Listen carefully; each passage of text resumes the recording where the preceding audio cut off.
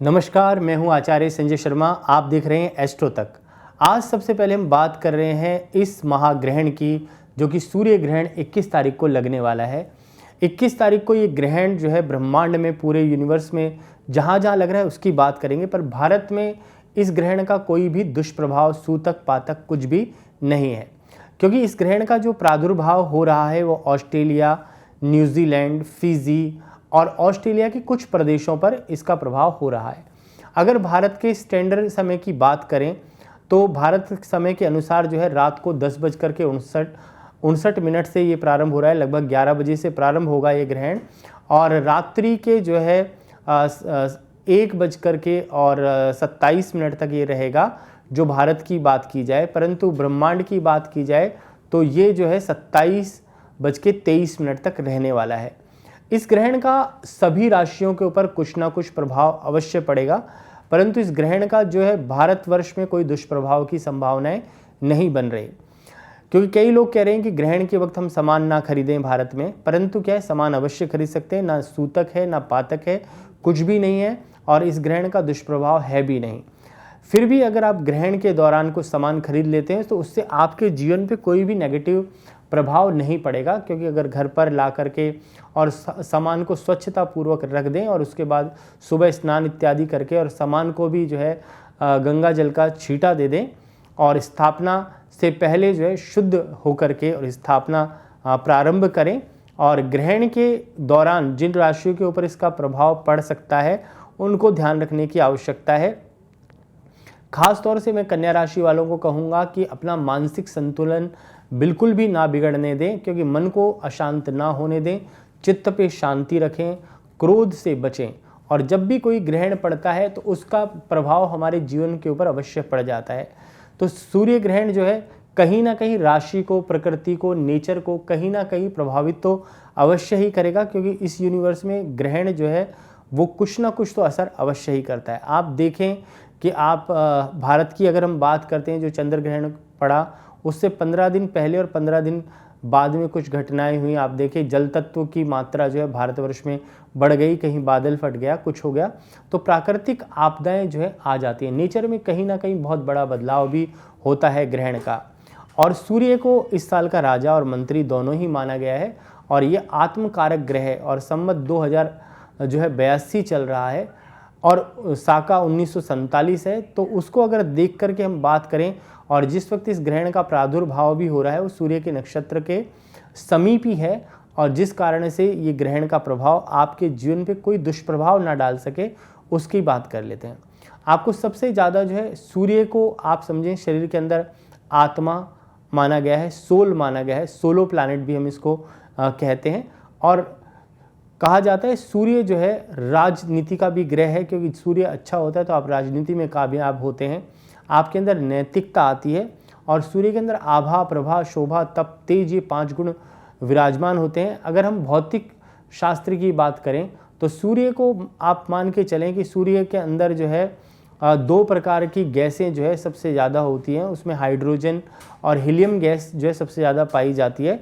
Hydrogen की मात्रा आप अप्रॉक्सीमेट माने तो 75% होती है और हीलियम की मात्रा जो है 28% तक उसके अंदर होती है और 2% जो और गैसें होती है जिससे कि सूर्य बना है। सूर्य क्या है कि हमारे पृथ्वी से जो है 108 गुना, जो 109 गुना जो है पृथ्वी से बड़ा है। और इसका अगर हम द्रव्यमान माने तो 0.989 डिग्री का है। तो ये क्या है कि जो सूर्य है हमारे जीवन में एनर्जी उत्पन्न करने वाला ग्रह है, हमें ऊर्जा देने वाला है, हमारे जीवन में प्रकाश देने वाला है। अगर सूर्य की रोशनी पृथ्वी के ऊपर ना पड़े तो पृथ्वी की जो एनर्जी है, प्लैनेट्स हैं, व्यक्ति विशेष हैं, उनकी एनर्जी जो है लो हो जाती है। आप देखें किसी दिन जो है धूप नहीं आती तो व्यक्ति को मानसिक अशांति, स्ट्रेस, डिप्रेशन होना प्रारंभ हो जाता है, शुरुआत हो जाती है। तो क्या है, एनर्जी जो है बहुत ज़रूरी है। और जब जब ग्रहण पड़ते हैं तो उनका दुष्प्रभाव हर मानव जीव के ऊपर पड़ता है, खाने पीने की वस्तुओं पर भी पड़ता है। तो ग्रहण के वक्त हम जो है तुलसी का प्रयोग करते हैं, क्योंकि तुलसी जो के अंदर जो है ऑक्सीजन की मात्रा बहुत ज़्यादा होती है। कुशा का प्रयोग करते हैं जिससे कि हमारी चीज़ें अशुद्ध ना हो। एंटी फंगल माना गया है तुलसी को, कुशा को भी एंटी फंगल माना गया है कि आपके खाने को दूषित और दुष्प्रभाव नहीं पड़ता। तो अगर हम देखें ग्रहों की स्थिति के हिसाब से तो सूर्य हमें नैतिकता देता है।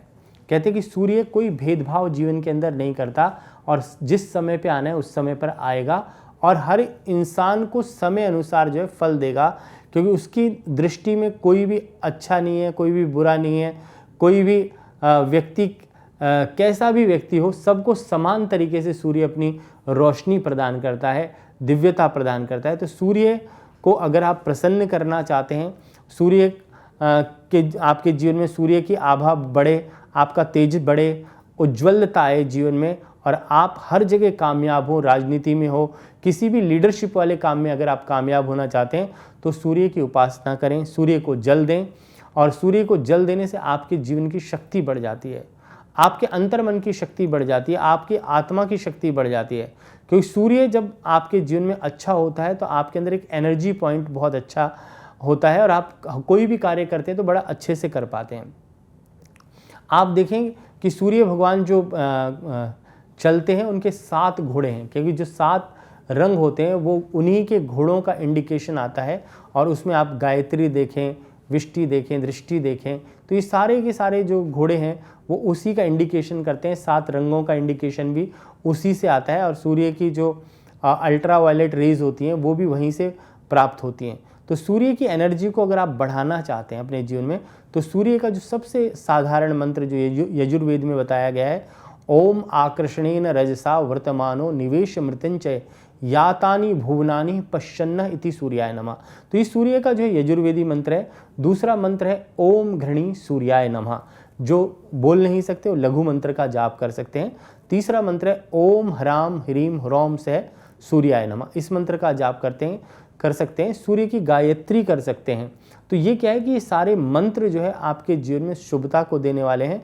और कभी भी कोई ग्रहण पड़े तो आप सूर्य की उपासना करें, आदित्य हृदय स्तोत्र का पाठ करें, जिससे कि आपके जीवन की शक्ति बढ़ जाए।